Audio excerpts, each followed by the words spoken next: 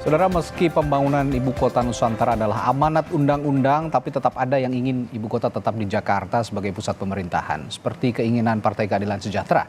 Adu gagasan pemindahan ibu kota kini jadi konsumsi saat pemilu dan kampanye Pilpres dan juga partai politik dimulai di pemilu 2024. Kita ulas bersama juru bicara dari masing-masing calon presiden dan calon wakil presiden dari Timnas Anies Mohaimin, Amin.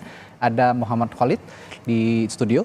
Selamat pagi, Assalamualaikum Mas Khalid. Selamat pagi, Assalamualaikum. Waalaikumsalam warahmatullahi wabarakatuh. Lalu dari TKN Prabowo Gibran sudah hadir juga melalui sambungan virtual. Ada Andre Rosiade, dan dari TPN Ganjar Mahfud ada Yusuf Lakaseng. Selamat pagi, Bapak-bapak. Pagi Radi, pagi Assalamualaikum. Waalaikumsalam, Andre. Oke, saya ke pengkritiknya dulu. Partai Keadilan Sejahtera yang juga jubir Anies Mohaimin. Ada apa dengan IKN sebenarnya? Ya, ini sebenarnya bukan hal baru ya, karena ini merupakan penegasan. Oke. Jadi kemarin kita melakukan rapat pimpinan nasional sekaligus kick-off kampanye nasional. Oke. Jadi PKS ingin menegaskan bahwa sikap PKS terkait ibu kota negara setelah kita mendapatkan aspirasi dari berbagai kelompok masyarakat, tokoh masyarakat, akademisi, pakar dan sebagainya, kita ingin Jakarta tetap sebagai ibu kota negara. Oke. Dan apa yang sudah berjalan saat ini, kita mendukungnya, kita ingin mendorong Kalimantan itu sebagai salah satu pusat pertumbuhan ekonomi. Oke. Dan setiap wilayah itu kami meyakini bahwa seperti Kalimantan misalnya, dia memiliki competitive advantage atau daya saing dalam hal ekonomi hijau. Oke. Ekonomi yang melestarikan lingkungan hidup. Karena Kalimantan kita mengakui, dan bahkan bukan hanya kita, tapi juga dunia sebagai paru-paru dunia. Oke. Karena di sanalah pusat keanekaragaman hayati, lingkungan hidup, dan disinilah kita menginginkan pusat pertumbuhan ekonomi itu bukan hanya di Jawa, tapi di berbagai wilayah kita ingin pemerataan di sana. Oke. Tapi apakah Jakarta sekarang sudah semakin semrawut, dan bagaimana dengan narasi bahwa IKN ini didirikan untuk berkontribusi terhadap perekonomian juga di wilayah timur yang kini baru 15% terhadap tingkat perekonomian nasional kontribusinya di wilayah timur ini? Dah berangkat dari situlah kita argumennya, justru kita ingin mendesak, ingin memberikan tawaran gagasan bahwa pemerataan ekonomi, pemerataan pembangunan itu bukan dengan memindahkan ibu kota. Sebagai contoh, studi Bank Dunia mengatakan bahwa ada berbagai kota di Jakarta, di Indonesia itu mengalami financing gap atau kekurangan dana dalam meleverage ya kota-kota itu bisa menjadi kota yang maju. Itu sekitar 140 triliun, itu studi Bank Dunia. Sehingga kami ingin mendorong agar pemerataan itu bukan dengan memindahkan ibu kota, tapi dengan apa? Membesarkan kota yang kecil, kota yang menengah menjadi besar, kota kecil menjadi menengah, sehingga pemerataan itu dirasakan oleh semua. Dan itu berdasarkan kepada tadi daya saing dari masing-masing wilayah. Sehingga dana pembangunan IKN yang begitu besar, hampir sekitar 500 triliun ya, 400 sekian triliun, itu bisa kita berikan ya alokasi anggarannya untuk memajukan pemerataan ekonomi bukan hanya di Kalimantan yang sudah berjalan saat ini, tapi masing-masing wilayah, kota-kota itu akan bisa kita dorong. Di Amin misalnya, itu kita ada sebuah rencana besar untuk memajukan sekitar 14 kota. Sehingga ada The New Jakarta sebagai pusat ekonomi. Sehingga pusat-pusat ekonomi itu akan tumbuh. Misalnya, kalau kota-kota itu awalnya dia belum bisa menjadi kota besar, yang sekarang menjadi kota menengah, kita leverage, kita injek ya, sehingga kita majukan di situ. Sehingga pemerataan bisa berjalan. Artinya simpelnya masyarakat atau publik melihat pernyataan dari PKS dan juga Anies Mohaimin begitu bahwa Jakarta sebagai pusat pemerintahan dan IKN sebagai pusat perekonomian begitu ya. Jadi kalau memang selama ini keinginan pemerintah ini dibalik begitu ya, kalau Jakarta perekonomian, di sana pusat pemerintahan. Nah, bagaimana dengan pendapat Anda, Bung Andre, dari narasi yang dikemukakan Bung Khalid tadi? Ya, tentu Radi, kita menghormati pendapat saudara kita PKS ya. Oke. Namanya dalam dunia demokrasi, berbeda pendapat, berbeda pilihan itu hal yang lumrah dan mari kita saling hormati. Nah, bicara kembali soal IKN, IKN itu sudah diatur oleh undang-undang. Ya, siapapun yang menjadi presiden maka melaksanakan undang-undang itu kewajiban ya. Nah, di mana undang-undang itu juga dibahas secara bersama-sama antara pemerintah dengan DPR. Jadi ini bukan produk sembarangan atau bukan produk abal-abal ya. Nah, jadi jangan sampai kalau setiap pergantian pemimpin harus mengubah kebijakan yang diatur undang-undang. Jadi ini ada dasar hukumnya yang tentu harus kita laksanakan siapapun presiden terpilih. Kecuali memang PKS nanti bisa merubah undang-undang ya. Yang kedua, yang ini yang perlu dipahami publik ya. Bagaimana beban Jakarta sebagai kota. Bagaimana potensi Jakarta bisa menjadi kota yang tenggelam. Kita tahu Jakarta saat ini adalah pusat pemerintahan dan juga pusat bisnis sudah tidak mampu menanggung beban kependudukan. Beban itulah yang harus dipindahkan sebagian. Nah, dengan jumlah penduduk yang kita lihat datanya sekarang Jakarta itu sekitar 10 juta orang dan luas wilayah itu hanya cuma 661 kilometer persegi. Jadi kalau kita lihat kepadatan penduduk Jakarta itu hampir lebih kurang 15.000 sampai 16.000 penduduk per kilometer persegi. Ya. Nah, dan ini menjadikan DKI Jakarta adalah salah satu kota terpadat di dunia. Apa dampaknya? Sebentar. Ya, Air tanah di 1 kilometer persegi terus disedot oleh sebagian besar sekitar 16.000 warga itu akan menyebabkan ya permukaan tanah di DKI amblas 6 sampai 18 cm per tahun. Jadi tidak heran ya kalau nanti Jakarta diprediksi akan tenggelam. Nah, inilah yang harus kita bagi bebannya.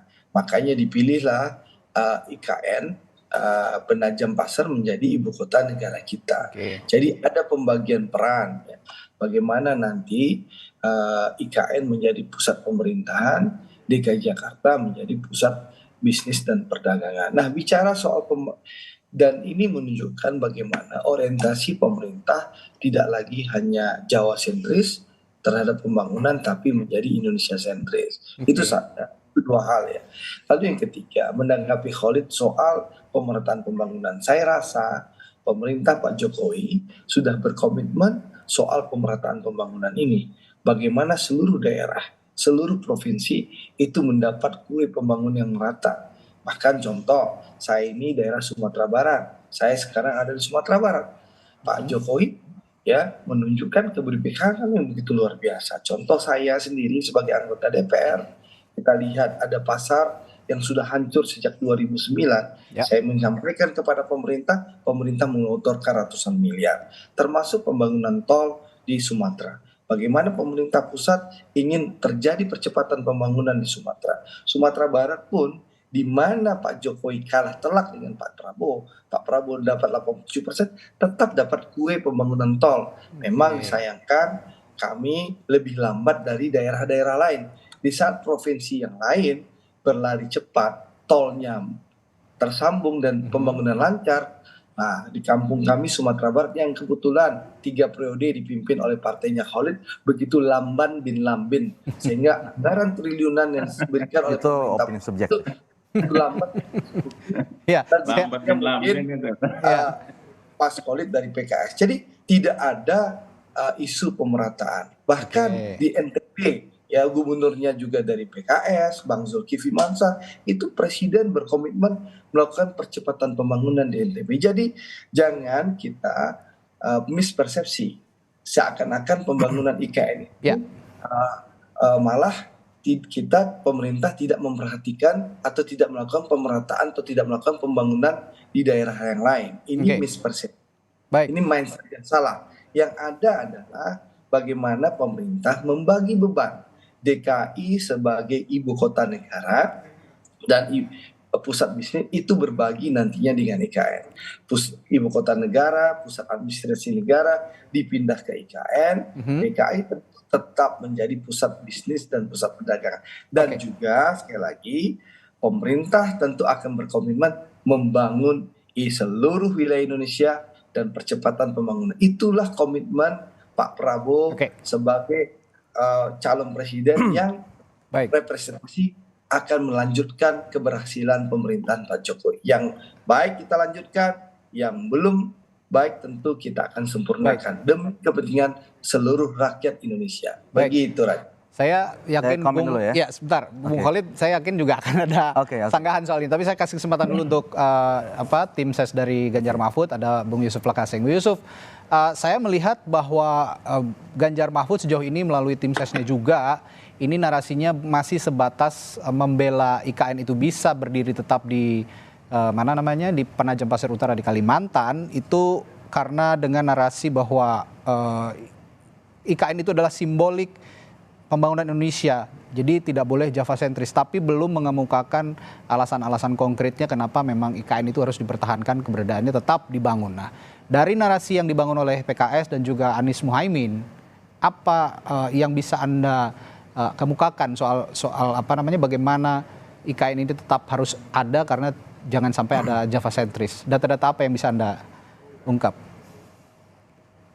Ya, Radi, jadi pertama adalah soal IKN ini untuk meluruskan bahwa selama ini kan semenjak pasca putusan MK itu kan orang menganggap bahwa Ganjar Mahfud ini antitesa banget sama Jokowi. Jadi soal IKN ini memperjelas positioning kita bahwa apa yang baik dari Pak Jokowi akan kita lanjutkan, apa yang kurang baik, apa yang tidak baik akan kita koreksi dan perbaiki.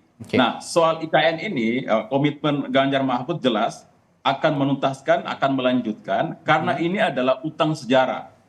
Pemindahan ibu kota itu sudah digagas sejak Presiden Soekarno. Pada tahun 1957 ketika Soekarno datang ke Palangkaraya meresmikan Palangkaraya sebagai ibu kota Kalimantan Selatan, saat itu Soekarno sudah menggagas bahwa ibu kota akan dipindahkan ke Kalimantan. Tapi entah apa yang terjadi kemudian itu tidak jadi. Kemudian pada terjadi rotasi kekuasaan ke Orde Baru, itu digagas lagi pada 1997 oleh Presiden Soeharto, keluar Kepres nomor 1 tahun 97 yang membangun Jonggol sebagai kota mandiri yang diperuntukkan untuk ibu kota atau pusat pemerintahan baru. Bahkan pada pemerintahan SBY pun sudah digagas juga pada 2013 ada skenario itu, diantaranya akan membangun ibu kota baru tidak jauh dari Jakarta 50 atau 70 km atau bahkan di luar kota Jakarta.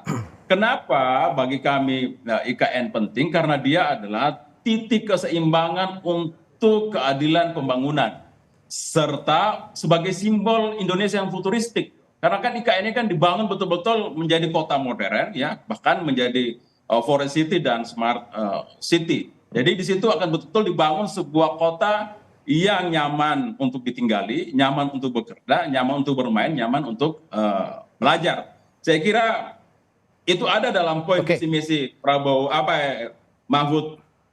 Ganjar Mahfud di percepatan pembangunan, di poin soal percepatan pembangunan ekonomi berdikari berbasis pengetahuan dan nilai tukar. Tapi begini Bung Yusuf, untuk menjawab narasi ketimpangan itu tadi, maaf Bung Yusuf, untuk menjawab narasi ketimpangan itu sendiri, argumentasi logisnya apa selain kita berbicara soal sisi simbolik saja dan juga historis begitu, yang bisa ditangkap oleh publik, bagaimana kita lebih nyaman seperti yang Anda katakan tadi, tapi apa yang bisa didapat begitu kira-kira kalau misalnya IKN tetap berdiri di sana? Oh ya, jelas ketika IKN dibangun itu akan muncul daerah pertumbuhan ekonomi baru, khususnya di Kalimantan, di Sulawesi dan di daerah timur lainnya.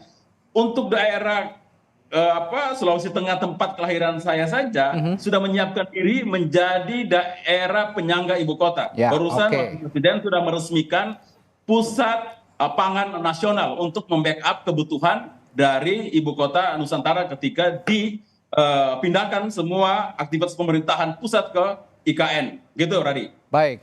Saya kembali ke Bung Khalid. Tadi sepertinya akan menjawab kritik juga dari Bung Andre soal bagaimana PKS sebagai pengkritik IKN juga tidak banyak membangun Sumatera Barat karena pernah memimpin Sumatera Barat dan juga Nusa Tenggara. Jawaban Anda, Bung Khalid.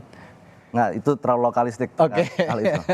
Saya ingin mengomentari begini. Saya ingin mengutip dari pandangan dari seorang guru besar ekonomi, dan beliau adalah pakar lingkungan hidup.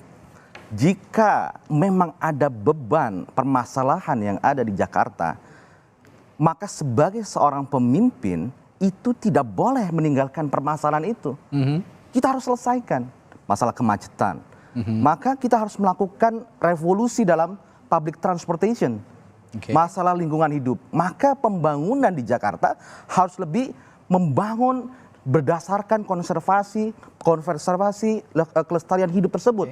Sehingga kalau kita ingin menjadikan masalah ini selesai, tidak dengan cara instan. Dengan memindahkan, begitu ya? Memindahkan ibu kota. Kan dulu begini, wah kalau saya jadi presiden, Jakarta akan selesai masalahnya. Tidak begitu. Jadi kita harus hadapi, kita harus selesaikan permasalahan itu. Terus yang kedua, bagaimana kita melihat Jakarta ini, kita juga harus melihat akar historisnya, Mas Dhani. Jadi Jakarta ini adalah simbol historis bangsa ini. Sebagai sebuah satu bangsa, kita di situ ada Sumpah Pemuda. Sebagai sebuah negara, kita di situ ada proklamasi kemerdekaan. Jadi nilai historis ini tidak bisa diabaikan. Nah, kalau kita pindah IKN, kita sudah melakukan research, ya, penelitian, tidak ada korelasi antara pemindahan ibu kota dengan equity atau pemerataan itu. Jadi ini adalah sebuah keinginannya adalah ingin equality, ingin pemerataan, tapi caranya tidak tepat dengan memindah ibu kota. Pemerataan itu kalau kita buka apapun literatur studi yang ada dalam economic development, itu adalah dengan cara membangun pusat-pusat pertumbuhan ekonomi baru. Bukan dengan memindahkan IKN.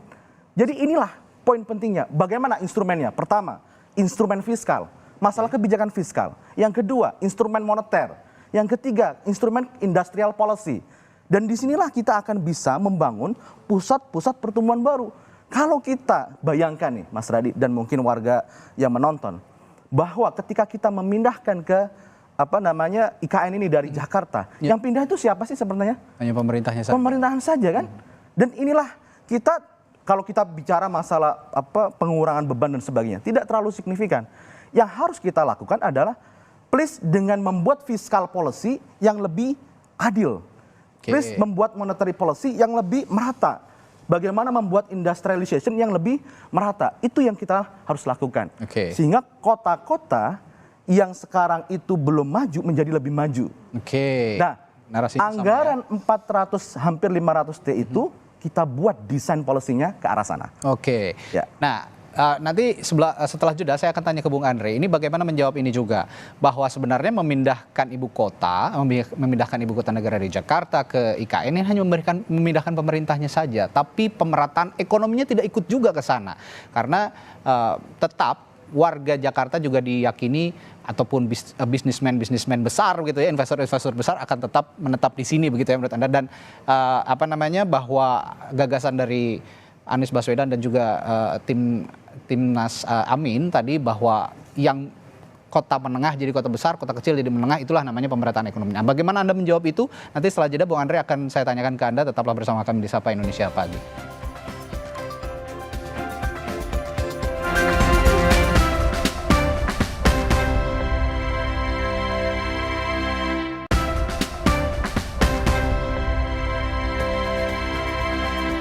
Kembali di Sapa Indonesia Pagi, kita masih bahas soal ide dan gagasan bagaimana nasib IKN ke depan setelah Pilpres 2024 yang berganti kepemimpinan dari pemerintahan Presiden Joko Widodo Ma'ruf Amin.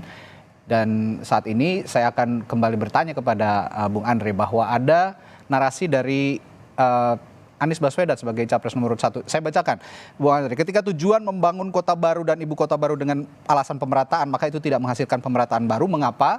Karena itu menghasilkan kota baru yang timpang dengan daerah di sekitar. Nah, kalau menurut Pak Anies, kalau mau meratakan ekonomi Indonesia, maka bangun kota kecil menjadi menengah jadi besar di seluruh Indonesia. Bukan membangun satu kota di tengah hutan, dan ini yang justru akan menimbulkan permasalahan baru dan juga ketimpangan. Nah, argumentasi dari Anies Baswedan, jawaban Anda bagaimana? Bung Andre. Radi, sekali lagi pemerintah ini sudah berupaya semaksimal mungkin melakukan pemerataan di berbagai wilayah. Saya kasih contoh tadi, NTB, ya Nusa Tenggara Barat, gubernurnya dari PKS, Bang Zulkifli Mansyah. Ya, Pak Jokowi kalah di NTB. Tapi apa yang terjadi? Triliunan rupiah digelontorkan oleh pemerintah pusat, oleh Pak Jokowi dalam rangka percepatan pembangunan di NTB. Apa yang terjadi sekarang? Pertumbuhan ekonomi di NTB itu luar biasa. Bahkan di saat pandemi COVID luar biasa tumbuhnya. Itu apa menunjukkan bahwa apa yang disampaikan Mas Anies itu sudah dilakukan oleh Pak Jokowi. Kadang memang kalau kita berkata-kata berjanji memang indah, apalagi kalau kita punya kemampuan narasi dan bicara yang luar biasa. Indah dan manis kita dengar. Tapi realisasinya kadang berbeda dengan janji dan fakta. Contoh, saya ini pendukungnya Mas Anies di 2017. Kita tahu janji misalnya, kami akan tolak reklamasi. Tapi faktanya di zaman Mas Anies itu jembatan PIK 2 ke PIK 3 itulah lancar jaya dan reklamasi itu sukses luar biasa pengusaha reklamasi itu. Nah ini contoh bahwa kadang saya jawab nanti ya. Manis bicara dalam kampanye itu lancar dan manis. Tapi bicara pemerataan sebentar sebelum Khalid masuk, pemerataan itu sudah dilakukan oleh pemerintah sekarang. Jadi ini persepsi yang berbeda, ini mindset yang berbeda. Jadi jangan seakan-akan disampaikan bahwa membangun IKN menyebabkan tidak ada pemerataan pembangunan di daerah lain. Itu persepsi yang salah. Itu narasi yang menyesatkan. Nah, satu lagi saya ingin sampaikan bahwa membangun ibu kota baru itu juga menunjukkan kita menggeser orientasi pembangunan. Bahwa tidak lagi Jawa sentris tapi Indonesia sentris. Lalu yang selanjutnya kita melihat pembangunan IKN ini bukan hanya membangun fisik tapi membangun peradaban baru. Contoh apa yang kita lakukan membangun peradaban baru juga selain IKN. Bahwa pembangunan kereta cepat Jakarta-Bandung itu membangun peradaban baru juga. Dan satu hal yang paling penting saya menjawab Khalid tadi, bahwa Khalid menganggap seakan-akan lari dari masalah. Pemerintah tidak lari dari masalah. Pemerintah terus membenahi Jakarta. Bagaimana pemerintah membangun MRT, membangun LRT, ini menunjukkan bagaimana pemerintah ingin membenahi transportasi Jakarta. Lalu pemerintah melalui PLT Gubernur DKI, Pak Heru, juga sekarang bekerja keras bagaimana ya menyelesaikan PR-PR yang tertinggal di bawah kepemimpinan Mas Anies yang lalu, soal dampak lingkungan, yang hal-hal yang disebutkan Khalid tadi itu lagi dikerjakan oleh pemerintah pusat dan PLT Gubernur DKI. Apa yang disampaikan oleh Khalid tadi. Tapi memang sekali lagi Radi, kalau bicara itu mudah. Ya apalagi kalau punya kemampuan lidahnya panjang, bicaranya manis. Ada melenakan. Tapi memang fakta dan eksekusi kadang beda dengan mulut manis seperti itu. Sebelum saya ke Bung Khalid, saya juga yakin akan menjawab hal ini. Saya ke Bung Yusuf dulu. Bung Yusuf, asal tidak sama begitu, saya publik bisa disajikan argumentasi yang lain bahwa apa yang jadi dasar Ganjar Mahfud nanti atau yang dijanjikan oleh Ganjar Mahfud jika IKN ini akhirnya rampung berhasil begitu dilanjutkan oleh pemerintahannya Ganjar Mahfud nanti jika terpilih? Ya tentunya yang kita komitmen ya bahwa Ganjar Mahfud akan mempercepat ibu kota ini pembangunannya kan dalam perencanaan yang sekarang itu ada 5 tahap tuh sampai 2045. Jika memungkinkan, kita harus bisa lebih cepat dari itu. Kemudian yang berikutnya, mungkin akan kita koreksi ya, Radia. Kan dalam undang-undang IKN itu bahwa pemerintahan di IKN itu kan ditunjuk langsung lewat model otorita gitu ya. Nah mungkin dalam proses transisi pembangunan itu oke, karena untuk percepatan. Tapi ketika sudah normal, selesai pembangunan, sudah normal menjadi sebuah ibu kota, maka sebagai kota baru yang futuristik sudah seharusnya pemerintahannya juga demokratis. Harus dipilih oleh rakyat sama seperti pemerintahan di daerah-daerah lain. Mungkin pemerintahannya selevel pemimpin tertingginya wali kota, kemudian ada anggota parlemennya sebagai pengawas dari eksekutif. Tetap akan ada pilkada di sana berarti ya. Perbaiki dari proses IKN dalam perjalanan selanjutnya.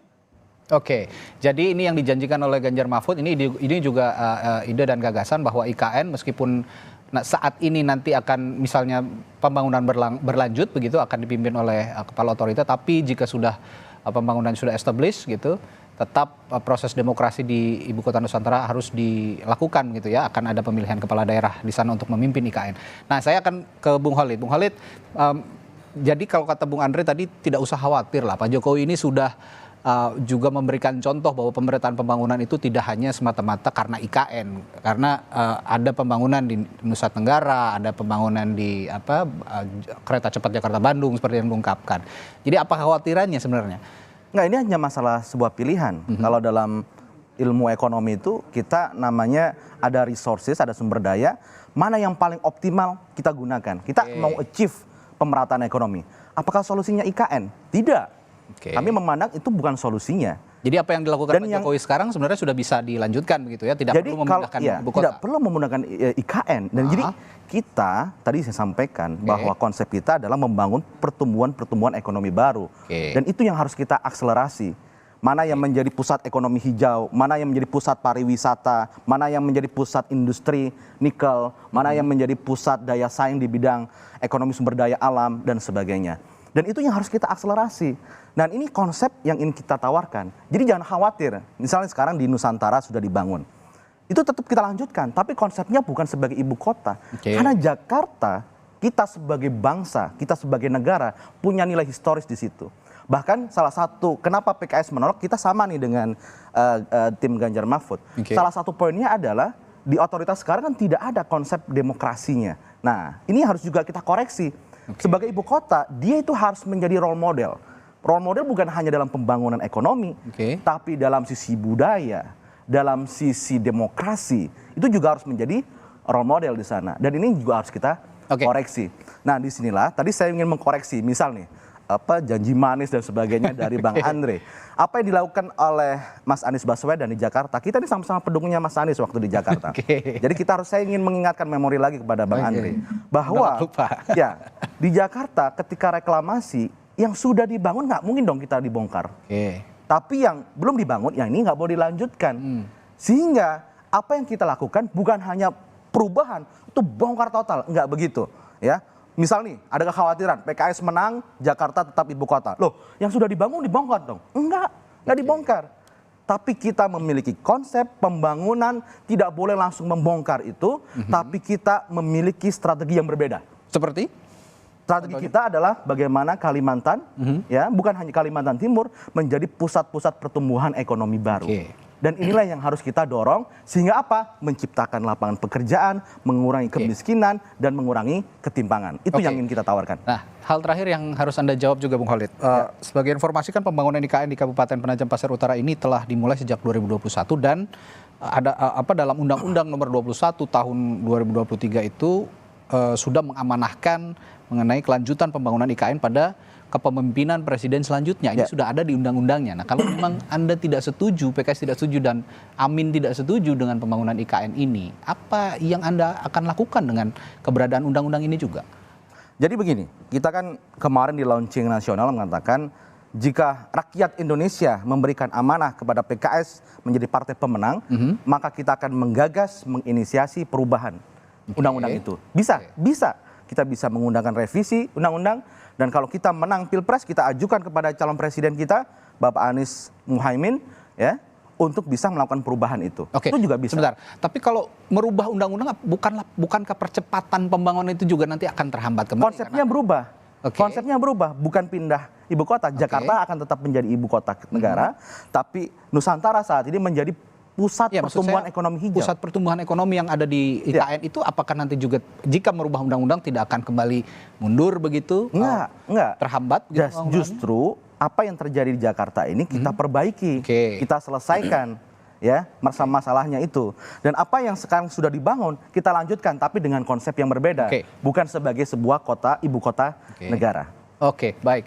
Bung Andre, terakhir juga buat Anda, jadi komitmen Prabowo Gibran lanjut IKN, tapi yang harus diketahui juga oleh publik bahwa keberlanjutan ini harus punya target juga. Kira-kira ada pembahasan di internal Prabowo Gibran kapan IKN ini akan bisa kemudian memberikan dampak positif bagi masyarakat secara instan tentunya?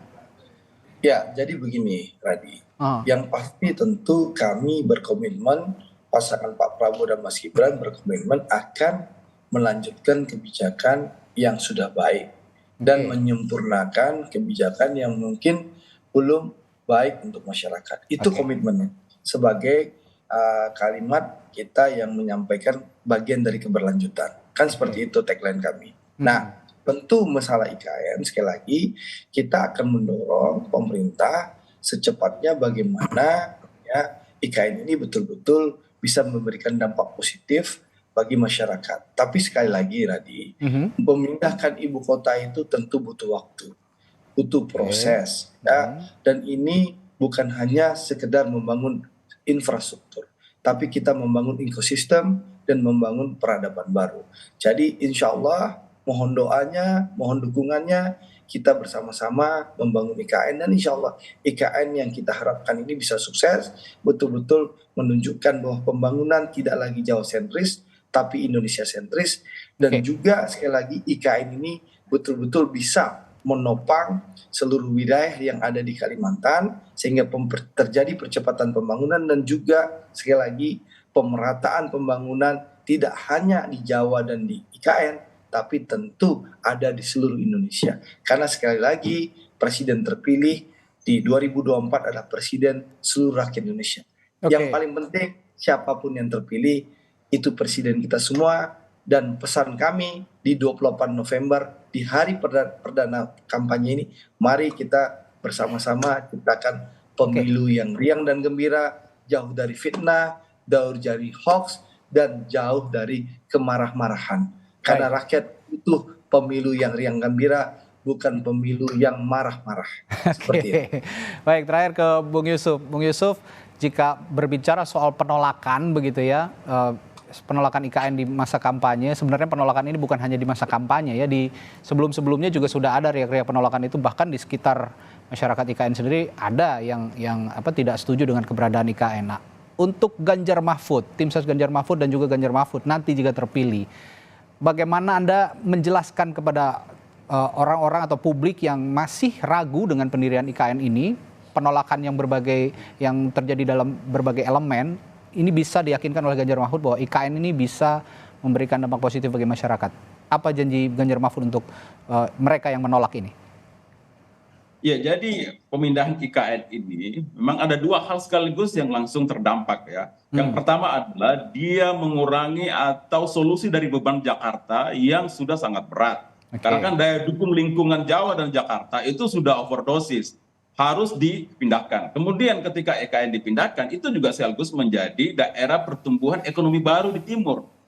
Kalau gulanya dipindah, kita berharap semutnya ikut, karena semut pasti selalu akan ikut gula, gitu ya. Itu logikanya. Dan itu sudah terbukti ketika IKN dalam proses pembangunan, dan terbukti sekarang berjalan terus, targetnya bahkan 17 Agustus tahun depan akan dirayakan, diupacarakan di sana, itu sudah terbukti. Ya, itu kan simbolik tapi Bung Yusuf. Ekonomi di wilayah-wilayah daerah di Kalimantan, di Sulawesi, ya, di daerah timur khususnya. Jadi ketika itu menjadi target pemerataan pembangunan, itu betul-betul terjadi. Jadi menurut saya IKN ini adalah satu simbol bahwa kita mampu membangun sebuah ibu kota baru yang lebih hebat dari ibu kota manapun di dunia. Karena ini adalah daerah baru, betul-betul dirancang dari baru dengan teknologi canggih, ya. Konsepnya Forest City dan Smart City, dan itu konsepnya futuristik bermasa depan. Jadi saya kira ini akan menjadi kebanggaan kita semua dan sudah menjadi kewajiban dari Ganjar Mahfud untuk melanjutkan ini. Sekali lagi ya, kami katakan bahwa Ganjar Mahfud itu tidak benci dengan Pak Jokowi ya. Tapi kalau Pak Jokowi melakukan kesalahan, kita akan dengan keras mengkritiknya. Itu yang sudah kami lakukan dalam proses MK sebelumnya. Tapi ketika ada program yang bagus, hilirisasi, pembangunan IKN, kita berkomitmen untuk melanjutkannya, menuntaskannya setuntas-tuntasnya, secepat-cepatnya. Tapi soal pembangunan hukum, soal pembangunan demokrasi, kita akan koreksi, kita akan perbaiki dengan sebaik-baiknya juga. Ini Tadi baik, silakan. Ya, saya sedikit ingin koreksi sedikit. Saya di sini berbicara sebagai perwakilan juru bicara PKS ya. Jadi karena konsep Jakarta tetap ibu kota negara itu adalah kampanye gagasan yang di-launching oleh PKS. Jadi tadi ada masukan juga gitu bahwa tentu di tim Amin itu akan dilakukan penggodokan secara khusus terlebih dahulu. Sedangkan ini adalah sikap resmi dari Partai Keadilan Sejahtera yang merupakan pertanggungjawaban publik PKS yang sebelumnya kita sudah menolak RUU IKN. Sehingga ini kami sampaikan sebagai sikap resmi Partai Keadilan Sejahtera yang merupakan pengusung dari Amin. Jadi masih akan dibahas karena di dalamnya juga ada PKB yang sebelumnya membahas undang-undang IKN dan setuju begitu ya. Ini juga perlu